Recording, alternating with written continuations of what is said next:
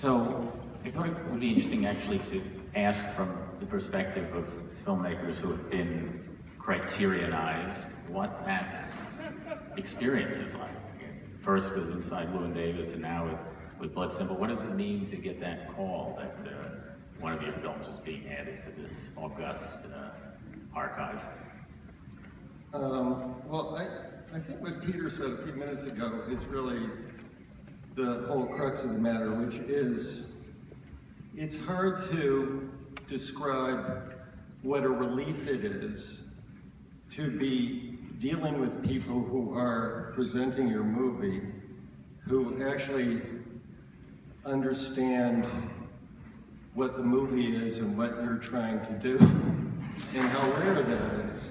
Because, you know, having spent a lifetime dealing with distributors, both Hollywood studios and smaller independent distributors, sometimes they're, you know, that sensitivity is there and sometimes it's not, but it's never to the extent that it is with dealing with Criterion, where it's really, as Peter said, it's not about the marketing of the movie, which is always foremost in any other context. It's about curating what is there, presenting the movie in its proper way. That's an enormous relief to a filmmaker. I mean, and what makes the experience so great. Also, you get to visit the closet. He actually gives you a bag. He goes and he actually tries to sell some of his own. Take this, you take this, you take this. It's kind of fantastic. It's like, do you remember Supermarket Sweep? That is a reference I didn't expect to hear. But yes. Do you have some particular favorite, maybe not necessarily just for the film, but for the supplemental materials, the way they've been presented on the Criterion editions?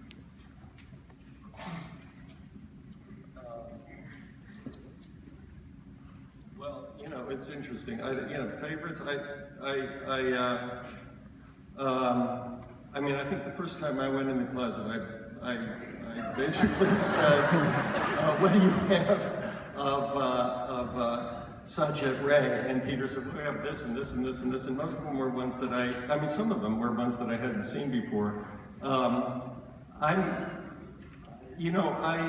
To be honest with you, with me when I'm watching those films, it's less about the supplemental materials than it is seeing a beautiful restored print of the movie presented in the way that it was intended. All the things that were sort of spoken about before. I mean, they're great things that I've seen in supplemental materials with the various discs, but primarily it's that. So, take us back to 1983 when you were trying to get the movie that people are going to see in a little bit off the ground, and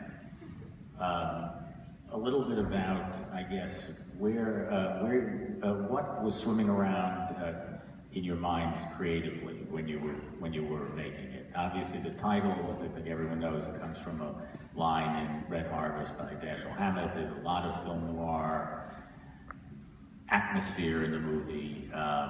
There's also the dark and twisted humor we've come to associate with everything you've done since. But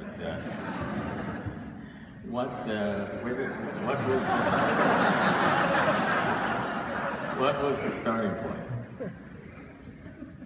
Well, we really didn't know what we were doing. I mean, to a certain extent.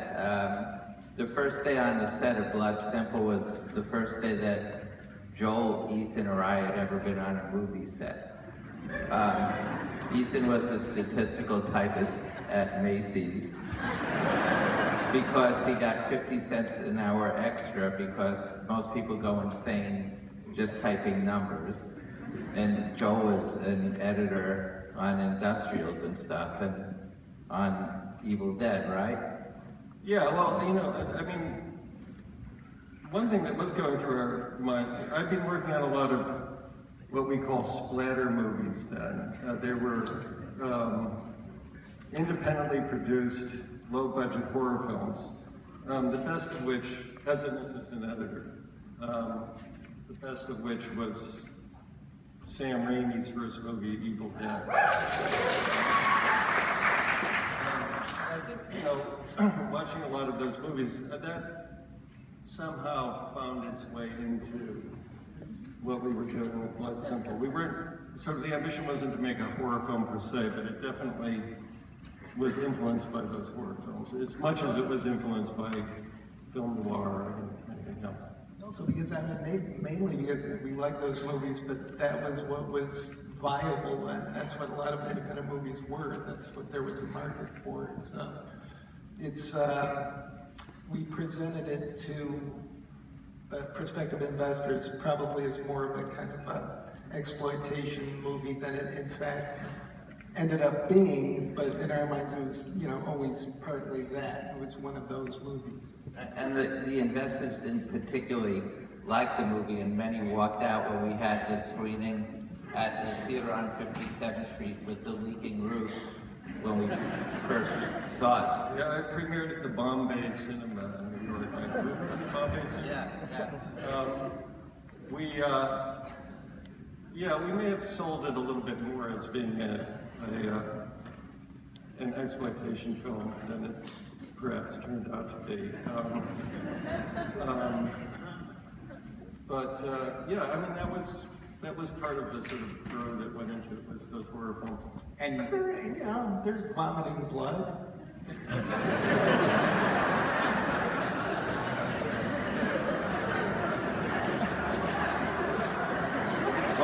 excellent splatter effects also. Excellent. On a modest budget.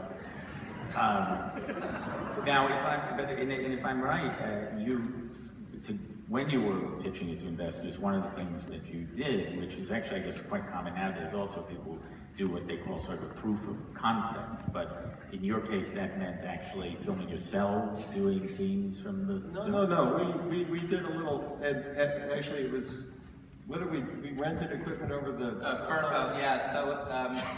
it was, we were trying to, what was it, like President's Day, President's so we Weekend, had the because equipment for 3 days on a one-day rental. We went out and we shot a trailer in 35 millimeter for the movie, which didn't exist yet.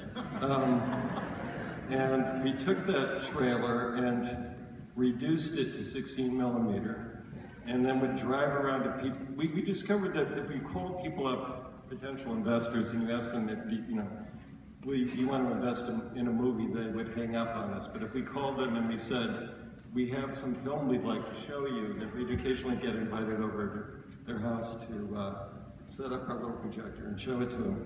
The most interesting thing that happened in that respect was, it was Minnesota and there was a lot of snow on the ground, and we pulled into one prospective investor's driveway and slammed into his car. And then there was a long discussion about whether we should give him the pitch first and then tell him about it.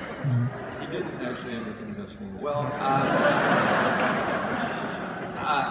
Joel and I went to different NYU versions of film school, and we met one night at a party, and we were the only two Jews in the room, and we sort of sought each other out, and we were talking about An American Friend, which had just come out, and Joel said that they were going to shoot a trailer and raise money for a script they had written, and I said, I own a 16 millimeter camera, and Joel said, you're hired.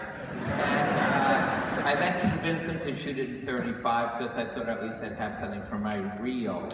And then Ethan and I stayed in New York and raised money in New York, and Joel got the Hadassah list in Minnesota and went out and worked on the Hadassah list. And a year later we had the 750 grand and went off to shoot Blood Simple, but the script was always written around existing locations in a way that could be shot. It's a very sort of claustrophobic, very narrow script in terms of that you could shoot it in 7 weeks? 7 6-day weeks. Yeah. It was 40 or 45 days. And Barry, you can all of you can speak to this, but looking at it again recently for the first time in quite a while, I was just again seduced by the kind of the wry playfulness of how the camera moves through the scenes, whether it's booming up over a passed out patron on the bar, or a close-up of the bartender doing a little soft shoe on the bar as he jumps over listening to. Well, we storyboarded the movie ahead of time. In fact, we could not show Fran the storyboards because the storyboard artist, for some reason, always drew Fran nude.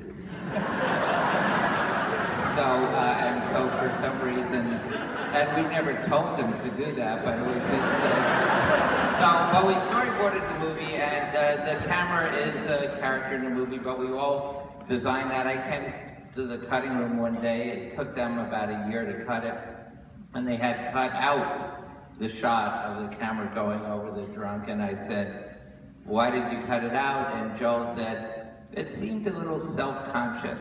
And I said, "You're picking on that shot?" The whole movie is self, so they put it back, and so I'm very proud of that. I got them to put it back in. But we truly had not been on a movie set before. Ethan thought he was going to have to make the tuna sandwiches the night before. I didn't know where the switch was for the camera. I had to have the assistant come over the night before and teach us. And the first AD, my former girlfriend, kept telling us, "I hate to rain on your parade, but you can't shoot at any of these locations," because she actually had experience. So. And can you talk a little bit, guys, about the casting, because it was Fran's first movie, and some of these other people like John Getz and Emmett Walsh, are people who've kind of been around in TV and movies in small parts. They weren't really leading stars, and I'm sure some of that was probably dictated by budget, but there's a wonderful feel to the people in this movie. They are like the actors that you would find in a B film noir from the 40s or the 50s. And was that something you were kind of consciously looking for, a certain type to play in this? Well, you're right. I mean, it was to a certain extent dictated by budget, but the other important thing was that since we had raised the money independently on a sort of limited partnership from all these different little small investors, there was no one telling us who to cast. We could cast whoever we wanted. It didn't matter if they were completely unknown, if they were non-actors, it was just anyone there were no restrictions if we could get them to do the movie. Which is, was a great thing. It's something we got used to. But the exception was, in terms of casting relative unknowns or complete unknowns, was the part that Emmett Walsh plays in the movie. We had seen him in I think it was an Uwe Grossbart movie called Straight Tight. Playing, I think that it was like a parole officer. And wrote that part in Blood Simple specifically for Emmett, not knowing whether or not he would, return our calls. But he did end up playing the part, and he was the one actor that we sort of knew who we wanted to have play the part going into the process. And insisted on getting paid in cash.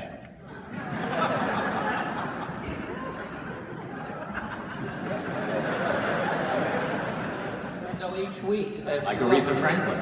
The pockets in his suit, yellow suit, would get thicker because he carried the cash around with him in his pockets at all times. And is it true that Fran owes this part? Fran said, Emmett said when we called him up because we needed some lines from the loop lines in LA like a year after the movie was shot, and he said we hadn't seen Emmett for the intervening year, and what he said on the phone was, fucking moving ain't free, you know? He also, I remember there's a scene at the end of the movie where he's walking across the bathroom and his hat is falling off.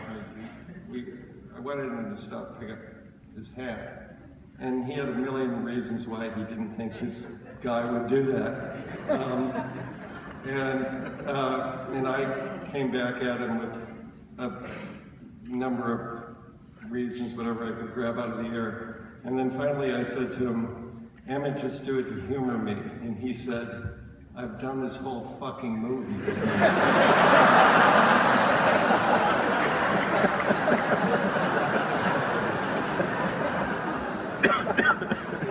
Still working, still working. I remember John Getz's face was always soft. Yeah, John has there are certain actors that you cannot focus on his face. And no matter what we did, you will see the entire movie, John looks out of focus. Things in front of him are in focus, things behind him are in focus, but somehow his face is an anti-focus device.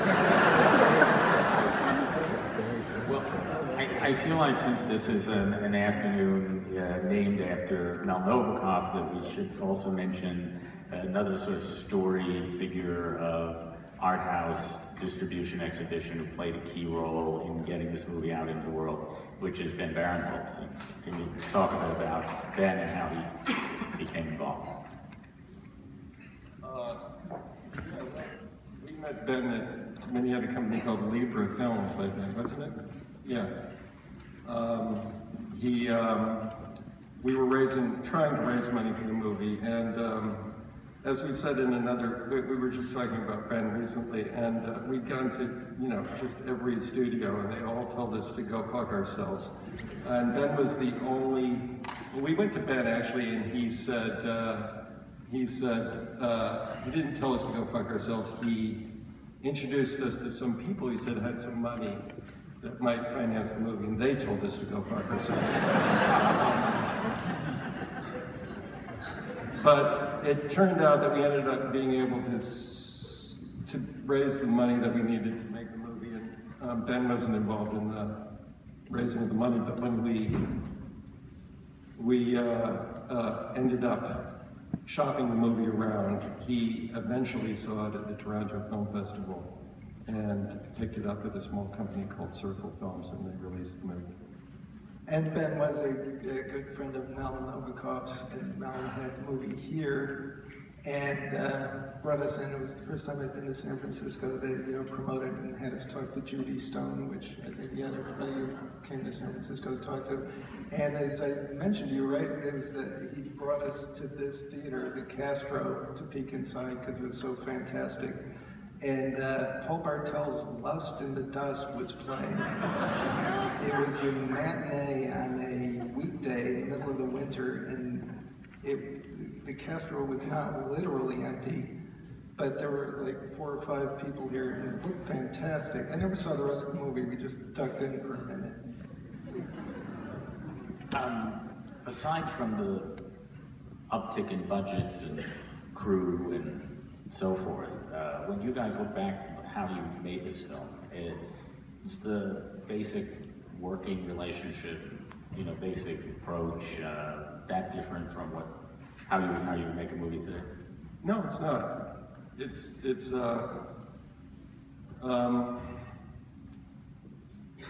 not even, fundamentally in terms of, how you put a feature film together. What we were sort of learning to do on that movie is really what you do, and we have been doing subsequently, even when the budgets are very different. The great thing about making Blood Simple was that, as Barry said, we really didn't know what we were doing. It was all new, and for that reason, it was, incredibly stimulating. At a certain point, you've done it many, many, many, many times, and you actually forget how certain parts of the process were, when they were brand new, were were so stimulating. But it's essentially the same. I think we're going to take a brief